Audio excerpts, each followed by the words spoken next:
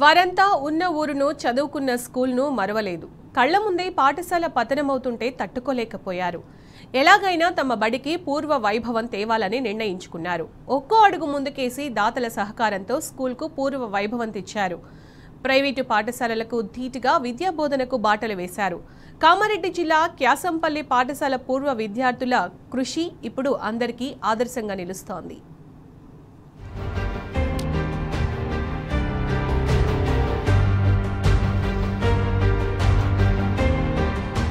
ఇది కామారెడ్డి సమీపంలోని క్యాసంపల్లి గ్రామానికి చెందిన ప్రభుత్వ ప్రాథమిక పాఠశాల.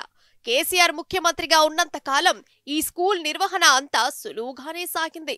నిష్ణాతులైన ఉపాధ్యాయులతో మంచి విద్యా బోధన కొనసాగింది. దీంతో చుట్టుపక్కల గ్రామాలు, తండాల ప్రజలు తమ పిల్లలను ఇక్కడ చదివించేందుకు పోటీ పడ్డారు. అయితే ఇప్పుడు పరిస్థితి మారింది. కాంగ్రెస్ అధికారంలోకి వచ్చిన నాటి నుంచి ఈ పాఠశాల వైభవం కోల్పోయింది. సమస్యలకు నిలయంగా మారింది.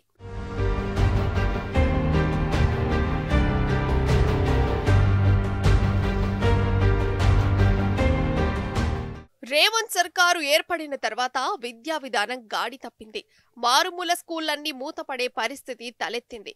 బీఆర్ఎస్ హయాంలో ఉపాధ్యాయులు, విద్యార్థులతో కలకలలాడిన స్కూళ్లన్నీ ఇప్పుడు వెలవెలబోతున్నాయి. కాంగ్రెస్ ప్రభుత్వం చేపట్టిన ఉపాధ్యాయుల బదిలీలతో ఈ స్కూల్ ఆగమైంది.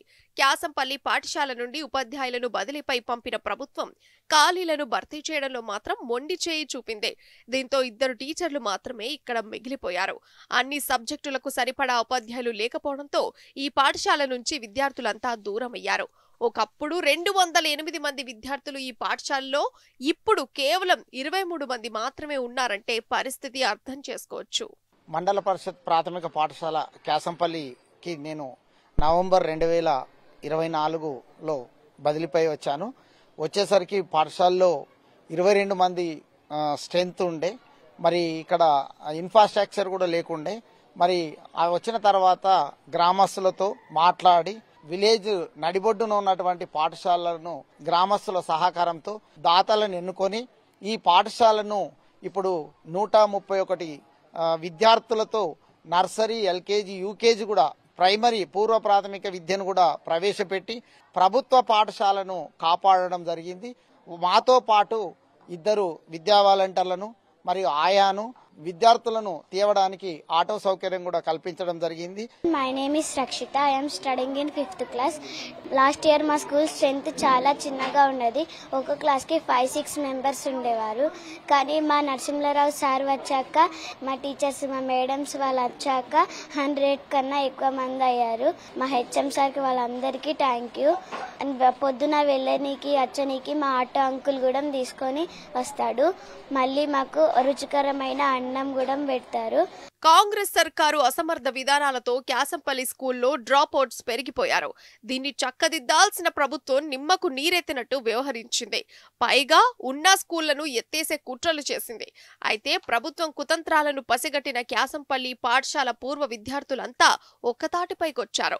దాతల సహకారంతో స్కూల్కు పూర్వ వైభవం తేవాలని భావించారు. యువకుల ఆలోచనకు దాతలు సైతం అండగా నిలిచారు. గ్రామస్తులు, దాతల సహకారంతో మొత్తం 7 లక్షలు జమ. ఈ డబ్బులతో పాఠశాల ఆవరణలో కొత్తగా 3 గదులు నిర్మించారు. డిజిటల్ క్లాస్ రూమ్లను అందుబాటులోకి తెచ్చారు. విద్యార్థులు ఆడుకోవడానికి సకల సౌకర్యాలు కల్పించారు. వాల్ పెయింటింగ్స్ తో స్కూల్ మొత్తం ఆకర్షణీయంగా తీర్చిదిద్దారు. 3 ప్రభుత్వ ఉపాధ్యాయులకు తోడు 2 విద్యా వాలంటీర్లను నియమించారు. ప్రైవేట్ స్కూళ్లకు దీటుగా ఇంగ్లీష్ మీడియం విద్యా బోధనకు బాటలు వేశారు. దీంతో విద్యార్థులకు, తల్లిదండ్రులకు నమ్మకం పెరిగింది. పాఠశాలకు పూర్వ వైభవం వచ్చింది. ఇక్కడ ఈ స్కూల్లో మేము చిన్నప్పుడు 1వ తరగతి నుంచి 10వ తరగతి వరకు ఇక్కడనే చదివినాం. అయితే ఈ స్కూల్ లాస్ట్ ఇయర్ ఏంటంటే 20 మెంబర్స్ ఉన్నారు, స్కూల్ తీసేద్దామని ఆప్షన్ అట్లా ఉండదని తెలిసి ఈ స్కూల్ని కాపాడుకోవాలని చెప్పేసి అని గ్రామస్తుల సహకారంతో మా primary school head master Narasimharao sir, మిగతా టీచర్స్ అందరి సపోర్ట్ తోటి మేము దాతల సహకారంతో కొత్త రూమ్ నిర్మించుకొని ఇంగ్లీష్ మీడియం అనేది ఇక్కడ స్టార్ట్ చేసినాం. మా ఉన్న యువత అందరం ముందుకొచ్చి మా పిల్లల్ని ప్రైవేట్గా పంపకుండా మా పిల్లలందరినీ తీసుకొచ్చి ఇదే స్కూల్లో మేము జాయిన్ చేసినాం. అంటే మేము ఏదైనా చేయాలంటే ఆదర్శంగా ఉండాలన్న కాన్సెప్ట్లో ప్రభుత్వం డెవలప్ చేసినాం. 20 మంది స్టూడెంట్స్ ఉండే, ఇప్పుడు